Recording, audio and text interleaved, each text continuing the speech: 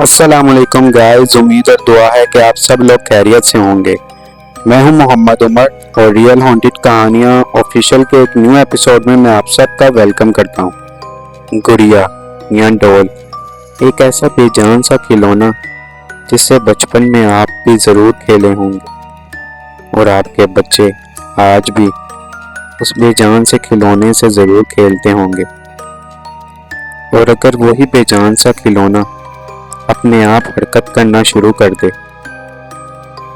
और जो लोगों की मौत का बाइस बन जाए, और वही बेजान सा खिलौना अगर आपको अपने घर में हर जगह चलता फिरता नजर आए तो आप क्या करेंगे?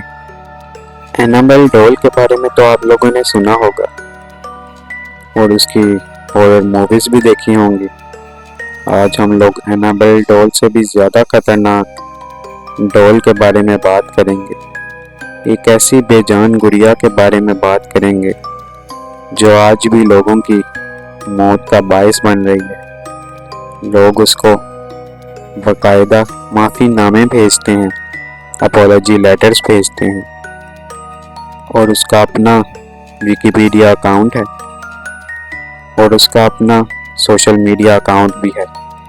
जी हाँ, उस गुड़िया का ही, उस डॉल का अपना विकिपीडिया अकाउंट है और उसका अपना सोशल मीडिया अकाउंट भी है। और लोग उससे इतना ज़्यादा घबराते हैं, इतना ज़्यादा डरते हैं कि उसको माफ़ी नामे भेजते हैं, अपॉलॉजी लेटर्स भेजते हैं और उससे अपनी गलतियों की माफ़ी मांगते हैं। ये अर्ली 19 की बात है जब अमेरिका के एक शहर फ्लोरिडा में एक लड़का जिसका नाम रॉबर्ट यूजीन ओटो था, उसकी बर्थडे पर उसको एक गुड़िया, एक डॉल गिफ्ट में मिली थी। वो गुड़िया फुल साइज की थी और ऑलमोस्ट रियल अपीयर हो रही थी। उस डॉल को देखकर यही लग रहा था जैसे कोई छोटा बच्चा हो। यूजीन को देखते ही ये डॉल बहुत ज़्यादा पसंद आई थी और उसने इस डॉल का नाम रॉबर्ट रखा, जो बाद में फेमस हुआ Robert the Doll. Eugene Otto को ये गुड़िया इतनी ज़्यादा पसंद थी, ये डॉल इतनी ज़्यादा पसंद थी कि वो सारा दिन इसके साथ ही रहता था और इसके साथ ही खेलता था और बातें करता था। आहिस्ता आहिस्ता इस डॉल के घर में आने से, इस रॉबर्ट द डॉल के घर में आने से उनके घर में बहुत से अजीब मामलात होना शुरू हो गए थे। यूजीन के घर वालों ने इस बात को नोट किया था कि उनका बेटा इस डॉल के साथ बातें करता है और यूजीन के घर के मुलाजमीन ने भी कई बार यूजीन को अपने कमरे में किसी के साथ बातें करते हुए सुना था। और अजीब बात तो ये थी कि उसके कमरे से यूजीन की आवाज़ के साथ साथ किसी और की भी आवाज़ें आती थीं जो उसके साथ बातें कर रहा होता था। इन सब चीज़ों के साथ उनके घर में बहुत सी और भी अजीब चीज़ें होना स्टार्ट हो गई थीं। उनके घर की चीज़ें गायब हो जाती थीं या पड़े पड़े वो चीज़ गिर के टूट जाती थी। और ये सब कुछ तभी होता था जब वो डॉल आसपास उस चीज़ के मौजूद होती थी। यूजीन ओटो के कुछ घर वालों ने और मुलाजमीन ने कई बार इस डॉल को, इस रॉबर्ट द डॉल को घर में एक जगह से दूसरी जगह मूव होते हुए अपनी आंखों से देखा है और कई बार उन्होंने इस डॉल के फेस एक्सप्रेशन भी चेंज होते हुए देखे हैं। पर सब घर वाले इसको अपना वहम ही मानते थे। उसके घर के मुलाजमीन भी इन सब चीज़ों को अपना वहम ही मान रहे थे, क्योंकि एक बेजान सी गुड़िया, एक बेजान सी डॉल कैसे मूव कर सकती है और कैसे अपने फेस के एक्सप्रेशन चेंज कर सकती है। वक्त गुजरा और यूजीन ओटो जवान हो गए और एक फेमस पेंटर बन गए। उनके घर वालों ने उनकी शादी कर दी। पर अजीब बात यह थी कि अब भी ये डॉल, रॉबर्ट द डॉल, उनके पास ही था। वो सारा दिन इस डॉल को अपने पास रखते थे, जैसे बचपन में अपने पास रखा करते थे, और उससे बातें भी किया करते थे। यूजीन की वाइफ को रॉबर्ट से, यानी इस डॉल से खौफ आता था, क्योंकि कई बार उन्होंने भी रॉबर्ट को बातें करते हुए, हंसते हुए और गुर्राते हुए खुद सुना था, यानी इसकी आवाज़ को। ये डॉल खुद से बातें करती थी, गुर्राती थी और हंसती भी थी, और ये सब बातें यूजीन को भी उन्होंने बताई। पर यूजीन ने इन बातों पर यकीन नहीं किया। जब उनकी वाइफ ने ज़्यादा जिद की तो यूजीन ने इस डॉल को अपने उस कमरे में रख दिया जहां पर वो पेंटिंग किया करते थे।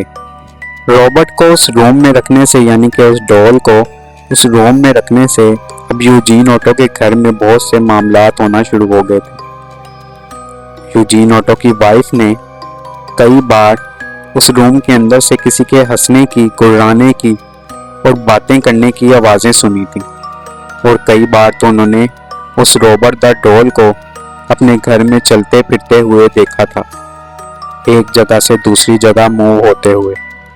और यही सब बातें यूजीन को उसके नेबर्स ने भी बताई कि उन्होंने कई बार इस डॉल को इस रूम की विंडो से झांकते हुए देखा है, और इस रूम की विंडो से ही एक जगह से दूसरी जगह मूव होते हुए और चलते फिरते हुए इस डॉल को देखा। पर यूजीन बचपन का बहुत सब कुछ भूल गए थे। अब उनको याद नहीं था कि वो बचपन में इस डॉल के साथ खुद बातें भी किया करते थे, और ये गुड़िया उनको जवाब भी दिया करती थी। पर जब उन्होंने इस उम्र में भी ये सब कुछ अपनी आंखों से देखा और नोट किया, तब उनको भी इन बातों का यकीन हो गया कि गुड़िया खुद से बातें करती है और चलती फिरती भी है। ऐसे लगता था जैसे इस गुड़िया में जान हो।